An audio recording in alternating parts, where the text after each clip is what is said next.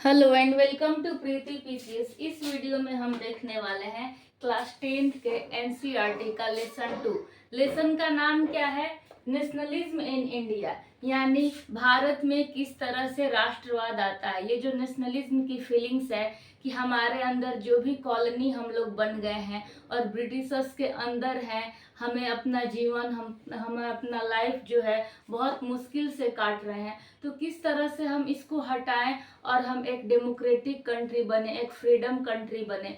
तो ये जो भावना आ रही है हमारे अंदर कि नहीं, हम अंग्रेजों के खिलाफ आवाज उठाएंगे, ये भावना कैसी है कि ताकि हम इसको हटा के और अपना एक स्वच्छ सुंदर भारत बनाएं। तो ये जो फीलिंग्स है राष्ट्रवाद का, कैसे आया, क्या क्या पॉइंट हमें इसमें पढ़ना है और कौन कौन से आंदोलन चलाए गए, क्या रास्ता था हमारे यहाँ नेशनलिज्म को लाने का, ये सभी पॉइंट को हम देखने वाले हैं।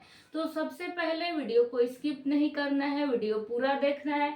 सेकेंड थिंग कि ये जो लेसन 1 है नेशनलिज्म इन इंडिया, ये 4 पार्ट में आएगा। हम 3 पार्ट में टोटल पॉइंट को कवर कर लेंगे, ठीक। ये जितने मैंने पॉइंट लिखे हैं चैप्टर, और हाँ, मैं जो भी वीडियो बनाऊंगी इसके अकॉर्डिंग ही बनाऊंगी, ठीक है, हमारे बुक के अकॉर्डिंग, ताकि आप लोग को बिलीव हो कि हाँ, हमारा बुक के अकॉर्डिंग ही सब कुछ चल रहा है। और ये हमारे बोर्ड में भी काम आ जाएगा, बोर्ड वाले बच्चों को भी, हमारे यूपीएससी और बीपीएससी में भी काम आ जाएगा। तो सबसे पहले हम देख लेते हैं कि क्या क्या पॉइंट हमें इस चैप्टर में पढ़ना है लेसन 2 में, ठीक। तो सबसे पहला पॉइंट है द फर्स्ट वर्ल्ड वार, खिलाफत एंड नॉन कोऑपरेशन, यानी जो पहला विश्व युद्ध हुआ था वो खिलाफत आंदोलन और असहयोग, यानी नॉन कोऑपरेशन। कोऑपरेट मीन्स क्या होता है? सहयोग करना, यानी अगर मैं पढ़ा रही हूँ तो आप मेरे साथ कोऑपरेट करो, सहयोग करो। और नॉन कोऑपरेट माने असहयोग, कोई सहयोग नहीं कर रहा है। तो असहयोग आंदोलन क्या था, खिलाफत क्या था, और फर्स्ट वर्ल्ड वार क्यों पढ़ना है हमारे नेशनलिज्म के अंदर, ठीक है, किस तरह से रिलेट है इंडिया का नेशनलिज्म और वर्ल्ड वार। क्योंकि वर्ल्ड वार जब हुआ था तो वो जो कंट्री थे, जर्मनी, रसिया, यूएसए, वो लोग जो अपने में लड़ रहे थे, एलाइज कंट्री और सेंट्रल पावर, तो उनके यहाँ इंडिया से क्या जाता था, खाना जाता था, जबरदस्ती यहाँ के लोगों को युद्ध लड़ने के लिए भेजा जाता था। तो इससे हमारे यहाँ आक्रोश पैदा हुआ, हम नहीं जाएंगे, हमारा मन नहीं है, फिर भी फोर्सफुली हमें वहां भेजा जाता था युद्ध में लड़ने के लिए। तो ये सब रीजन था कि हमारे यहाँ फीलिंग्स आया नेशनलिज्म के लिए। तो कैसे रिलेट है वो, फिर हम इस पॉइंट में 1.1 में देखेंगे द आइडिया ऑफ सत्याग्रह, यानी सत्याग्रह का जो आइडिया था ये क्या है। तो जो सत्याग्रह वर्ड था ना, तो गांधी जी जब साउथ अफ्रीका में थे तो वहां पे उन्होंने जो नस्लवादी हैं उनके विरोध सत्याग्रह किया था। सत्याग्रह एक ऐसा कॉन्सेप्ट है कि अगर मेरा जो लड़ाई है, अगर वो न्याय के लिए है और सच्चा है, इट मीन्स कि जो भी हमें दुख दर्द उत्पीड़क, यानी जो हमें दर्द दे रहे हैं, हम उनके खिलाफ इजीली आवाज उठा सकते हैं और उन्हें हरा सकते हैं। ये होता है सत्याग्रह। सत्य मतलब सत्य को लेके आग्रह करना, यानी हम सच्चे हैं और हम आग्रह कर रहे हैं कि आप यहाँ से मूव कर जाइए, यानी हट जाइए। तो फर्स्ट पॉइंट में हमें ये सत्याग्रह का आइडिया क्या है ये लिखना है, ये पढ़ना है। फिर रॉलेट एक्ट क्या है इसके बारे में पढ़ना है, और ये इस एक्ट में क्या क्या चीजें शामिल हैं ये सब पढ़ेंगे। फिर है वाई नॉन कोऑपरेशन, असहयोग ही क्यों, क्यों हम असहयोग आंदोलन लेके आए, इसके बारे में पढ़ेंगे।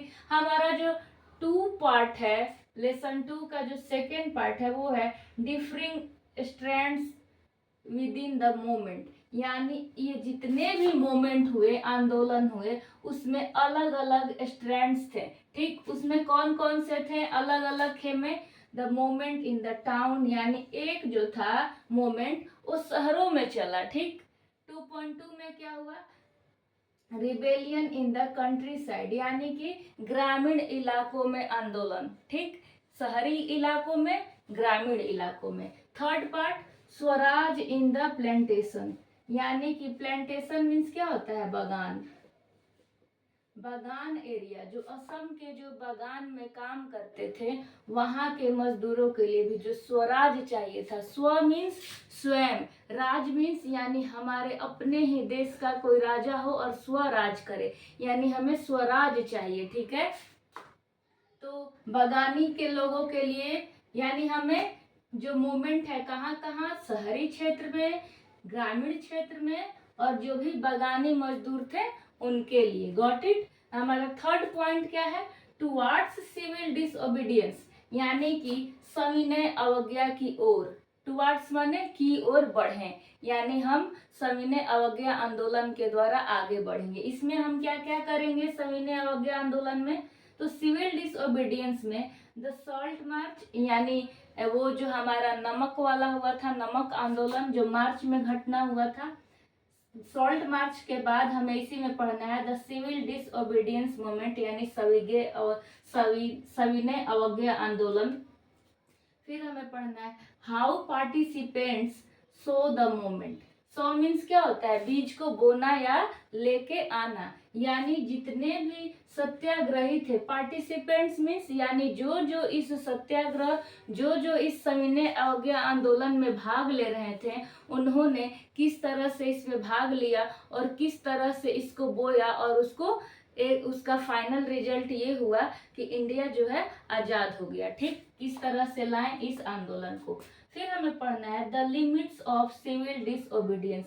ये जो सिविल डिसओबीडियंस था ना, सविनय अवज्ञा, इसका भी कुछ लिमिट था, इसको अनलिमिटेड पावर नहीं था। क्या क्या लिमिट्स है वो देखेंगे। और हमारा चौथा पॉइंट है the sense of collective belonging, यानी कलेक्टिव मीन्स क्या होता है, समूह, बिलोंग मीन्स रहना, यानी जो सामूहिकता है, अपनापन है, ये क्या समझ है हमारा इससे, यानी जो यूनिटी लाया गया लास्ट में, सब घटना हो गया तो जो हमारा इंडिया था इसमें सारी रियासतें अलग अलग थी, इसको मर्ज किया गया, एक यूनिटी बनाया गया। यानी लास्ट में हम क्या देखेंगे कि जो सामूहिकता का, अपनापन का सेंस है, ये भाव है, ये क्या कहता है।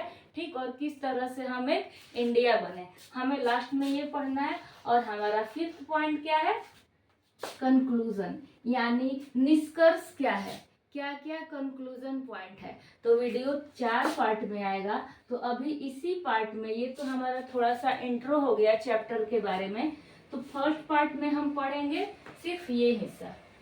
ठीक है, यहाँ से लेके यहाँ तक 1 पॉइंट का ये जितना पार्ट है ये सारा हम इसी वीडियो में देखने वाले हैं।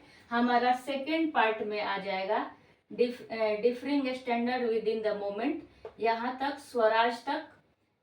थर्ड जो आएगा, थर्ड में हम toward civil disobedience, salt march, civil disobedience movement, limits क्या था, किस तरह से पार्टिसिपेंट्स ने मूवमेंट को सॉ किया वो, और सेंस ऑफ कलेक्टिव बिलोंगिंग, जो हमारे किताब में क्या है, भारत माता का फिगर बनाया गया है, चित्र बनाया गया है, क्या सेंस है कि हम सभी एक देशवासी हैं, हमारे अंदर अपनापन है।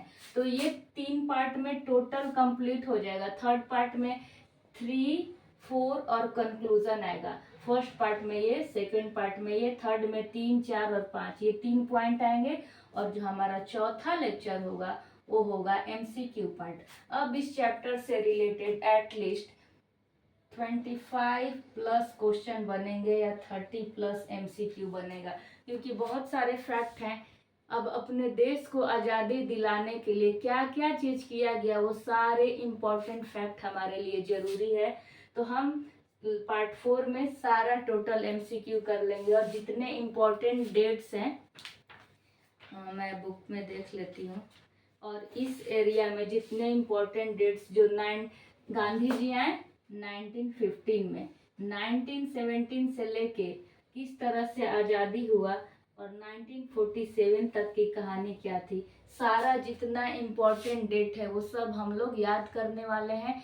क्यों हुआ, क्या रीजन था कि ये चीज़ करना पड़ा, एक एक चीज़ कॉन्सेप्ट क्लियर हो जाएगा आप लोग का। तो चलिए शुरू कर लेते हैं अपना फर्स्ट वाला पार्ट।